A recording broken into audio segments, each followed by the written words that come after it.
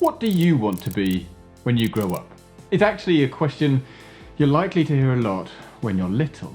You might have said that you want to be an athlete or a doctor or a teacher. Parents and teachers who ask this question of their children and students will tell you that very little often express an interest in, say, being, an insurance adjuster or an administrative assistant, a market researcher, or even a database administrator. But why is that? Well, before we get into that, I wanted to say that if you're new here, welcome. My name is Brendan. I'm a recovering accountant based here in London, and I help millennials, like you, navigate busy lives and make sure that work doesn't suck. Although there are literally billions of people in the world working in all sorts of jobs, the chances are you might only know about the jobs that your parents, friends, or relatives did. You may only see them portrayed on the televisions or held by people that you come into contact with in your community. These can usually be doctors or dentists or teachers, for example. Thinking about your future and planning for what you want to be when you grow up shouldn't just be limited to one day, though. For me, I wanted to be a professional sportsman. I played for Somerset at both hockey and cricket for a number of years and thoroughly loved it. The problem was, I wasn't good enough to make it at the top level. That was a proper hammer blow. And that's all I wanted to do. So I pursued a career in business. Well, that's actually not true. I didn't really know what I wanted to be. Well, yes, I wanted to be a physiotherapist because I had a very serious neck injury playing rugby when I was 15 and really enjoyed, in a weird sort of way, the physiotherapy that I went through. But after wanting to be a physiotherapist, I didn't get any offers from universities to study that. At that time, biology was not my strong suit. Yeah, go figure. So I took a gap year, and during that year I found a course at Brunel University studying business studies and sports science.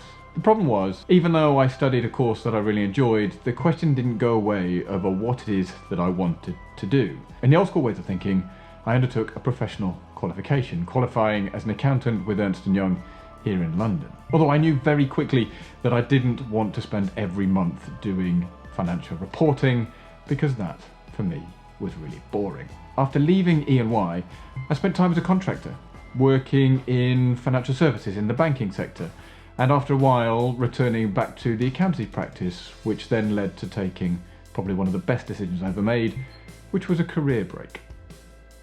I've talked about it in other videos, about the Sunday evening blues and the decisions I made to make sure that I never experienced them again, including this video here where I talk about how I quit my job with nothing to go to. As it turned out, I forged what became known as a portfolio career, experiencing a variety of roles in different industries. What was originally frowned upon actually became the norm. Changing jobs every 2 years or so used to be the death knell for your career, but not anymore. We millennials led the charge in creating that change, and I'm so proud to be part of that movement. Now, with the rise of wanting more fulfilling work and focusing on work-life balance, career routes have changed. People such as Marianne Cantwell of the free-range human fame forged a path which is now well-travelled.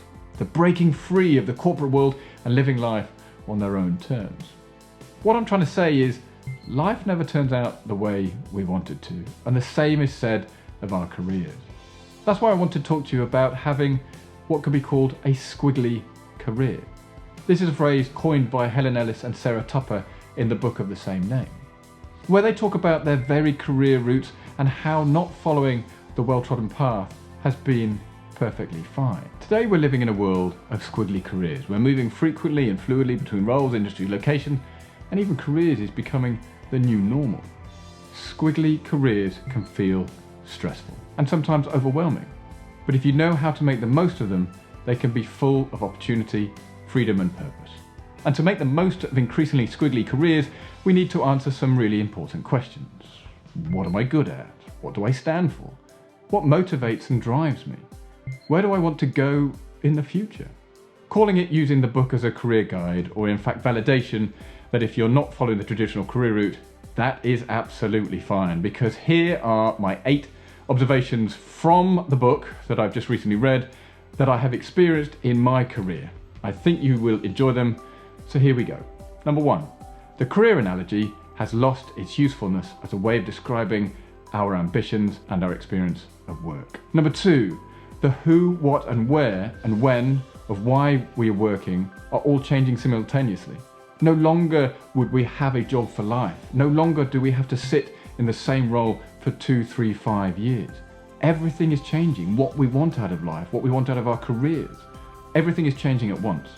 In much the same way that if you're juggling your personal life, your working life, your relationships, these are all balls. A really good example is the analogy that says, of all of those, the only one that is rubber is work. The rest of the balls are glass. So if you drop them, they irreplaceably change their form. But if you drop the work ball, it just bounces straight back. So everything is changing. Number 3, it is possible now to be working alongside 5 different generations of people.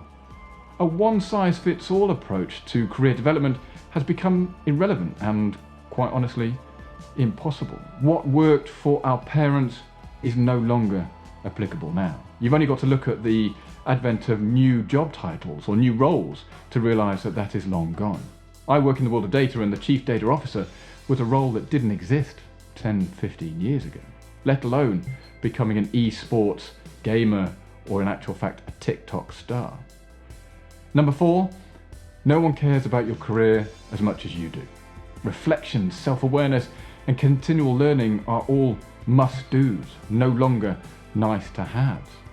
As I've said to many people throughout my career, the only person that worries about you and your job is you.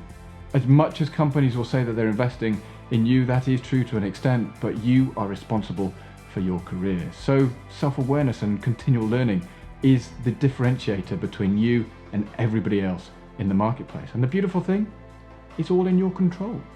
So they are no longer nice, but they are must-dos. Number 5 is around job specifications become redundant almost the moment you start a new role, as everyone is operating in what they call a VUCA, a volatile, uncertain, complex and ambiguous environment. I'm sure you've seen it. You see a great role on the internet, or you've been introduced to somebody that might offer you a role, and you join and it's like, shit, this isn't actually what I was told. That's because things move at a great pace, and often what is written down is out of date the moment it's being posted. We're currently trying to recruit for some really interesting roles, and we know that challenge firsthand. So as you go out and look in your career, just remember that the moment you join a firm, the chances are what you're being asked to do and what you thought you were going to do are going to be different. Number 6 is thinking about how we rethink our relationship with learning. We need to focus on being a learn-it-all rather than a know-it-all. There's nothing worse than interacting with people who think they know everything. Well, that's very much a fixed mindset, and having a growth mindset in terms of understanding how you can learn and improve is one of those differentiators. And to be quite honest, you will have a far more fulfilling experience by doing so. Plus, who doesn't like learning new things? You might just learn something new. Number 7 is all around acknowledging that the 9-to-5 working day is disappearing. Instead, employers and employees are recognising that mutual benefit of individuals defining their own work patterns and places of work is hugely beneficial. Now, I'm a huge proponent of this, and in actual fact, I believe that the working day for the 9-to-5 at least is a dead concept. Created by Henry Ford, and I talked about in previous videos, that he created it so that his workers would not overwork. Well, that was in the Industrial Revolution. The world has moved on dramatically since then, and now we sit here in the 21st century all of a sudden saying, gee, technology is moving at such an astounding rate, but the workday hasn't. Now, I think it's going to take some time, but I believe that we will end up being contracted over a 35 or 40 hour period over the week, and it'll be up to us to determine how we use it. Whether it's 3 long days, Monday, Tuesday, Wednesday, or 6 short days, Monday to Sunday, or Monday to Saturday, sorry, that'll be up to you. Now, that's a bit revolutionary, and I think it will take some time, but I do believe it's going to happen. Number 8 is all around designing your own operating system. Now, that's really a snazzy way of saying technology is there to make your work better and easier, but you need to make sure that the technology you use is working for you and your organization, not against you. Now, the easy example for that is, when was the last time somebody heard or told you, have you tried this new app?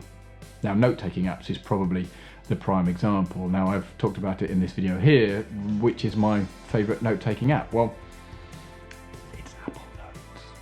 Yes, that's right, it's Apple Notes, which is probably one of the more basic, but how many times does somebody say, oh, you should check out Trello, or Notion, or Google Meet, or not Google Meet, or Google Notes, or whatever it might be. It's about making technology work for you. So what works for you might not work for me, but build it into your day and make it efficient.